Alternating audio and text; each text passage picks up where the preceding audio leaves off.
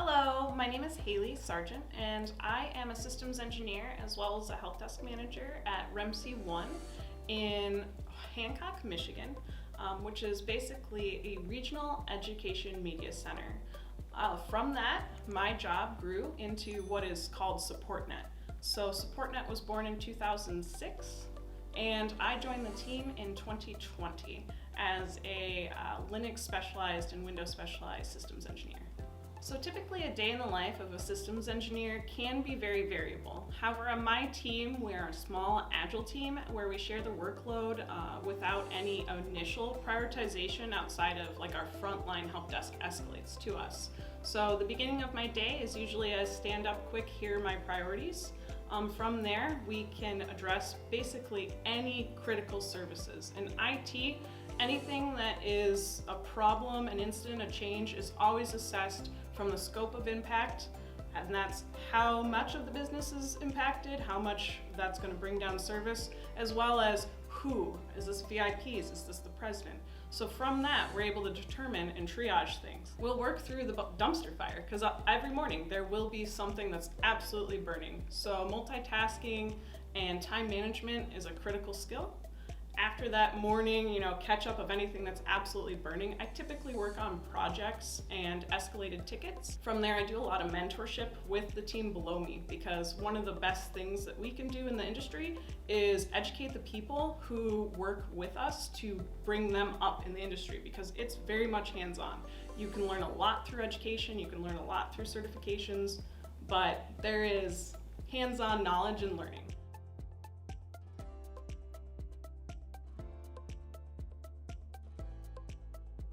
So one of the things I see a lot is actually door access control. One of the things you would not expect IT to be involved in, but we actually program the breadboards that sit, little boards you'll see in the closets places that have blinky lights.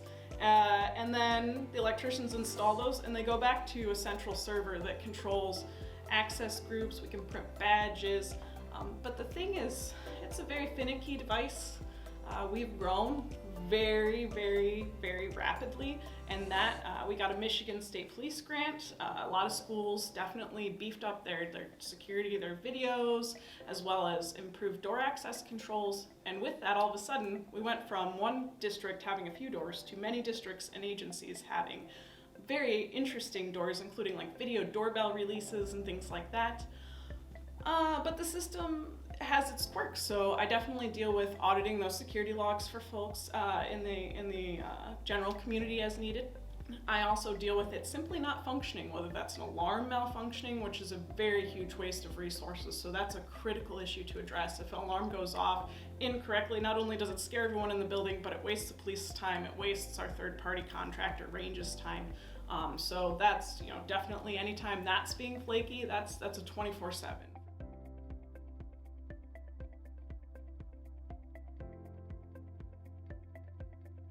But outside of the doors, I mostly work with VMware, and VMware is a treat. It is a virtualization software. There's a couple different names for it in the industry, but I'll stick with VMware because each server can install ESXi. That's harder to say over and over. And a bunch of them can go into like an overseer of them. So vCenter, which is a web service we can log into, we can administrate.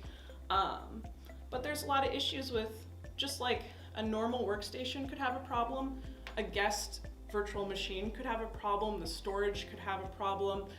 So I do a lot of addressing really granular issues within VMware and VMware updates, which could be pretty boring to some people. However, one of the things that I personally do in the industry is whenever we do a lab update to a new version of this virtualization software, I collaborate externally with other people in our tech list as well as other VMware engineers, and I give a lot of feedback because we typically are doing early adoption of certain updates and things like that to test it out, make sure it'll be stable.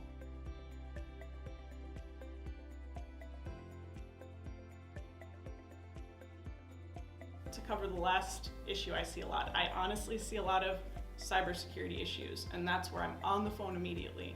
You cannot be a wizard behind the curtains. when somebody, especially decision makers, email is compromised. We have a lot of tools. We have Azure, which is part of Microsoft's suite of products, doing identity management and monitoring.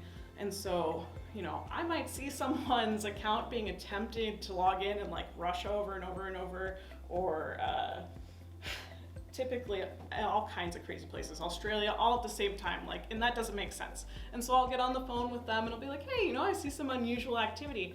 And that's grown to the point where now we're talking to decision makers on how to educate their staff and how to protect their staff from these malicious attacks, and what does a bad download look like, and how can you be smart on the internet, because that never really stops.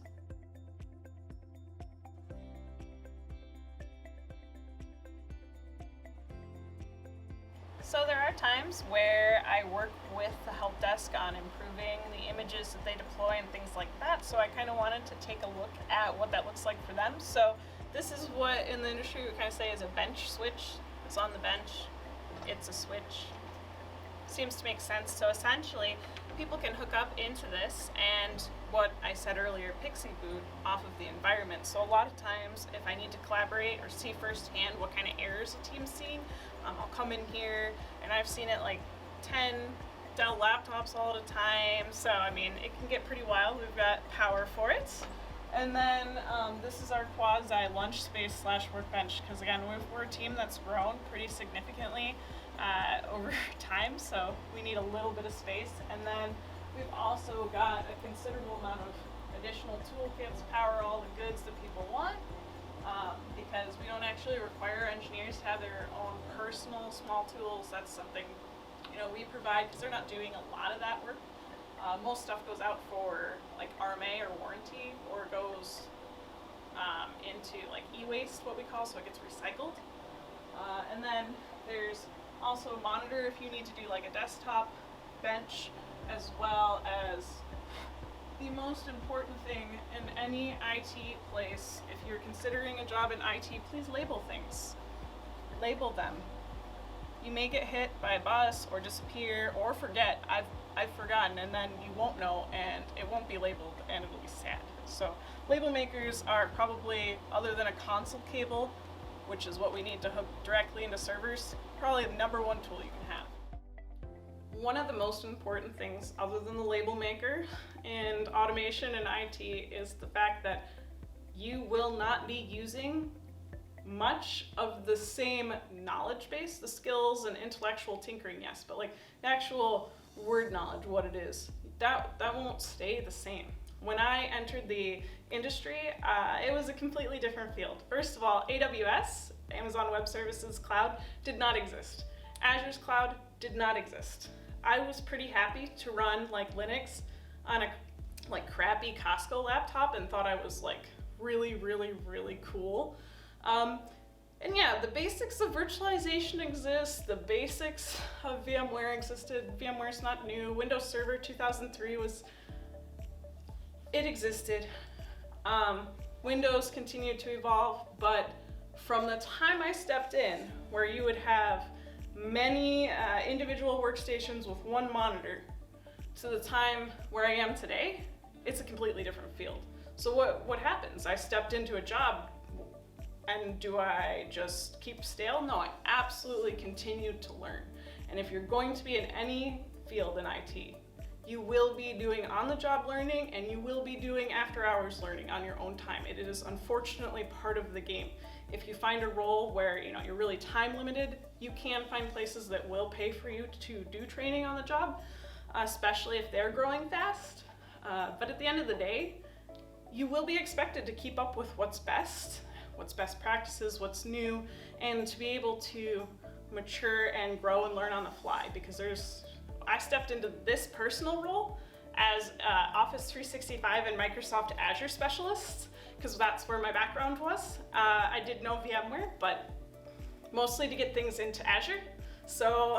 And then it's changed rapidly based on our needs. After I deployed a project focused on that, it's set it and forget it, more or less. And so I had to brush off Linux skills from 10 years ago and completely dive in. The first few weeks, I was definitely self-studying a ton. So you're definitely gonna have to like that. You're gonna have to like learning. So hopefully I've given you at least a general understanding of the type of thinking, problem solving, and environment you might see if you were a systems engineer. It's a really, really diverse field with each company having their own industry knowledge, in-house knowledge, and ways of doing things. But the most important thing I'd like to leave you with is essentially you're gonna have to enjoy not knowing things, being okay with that, and figuring them out. And if you can, you'll be fine.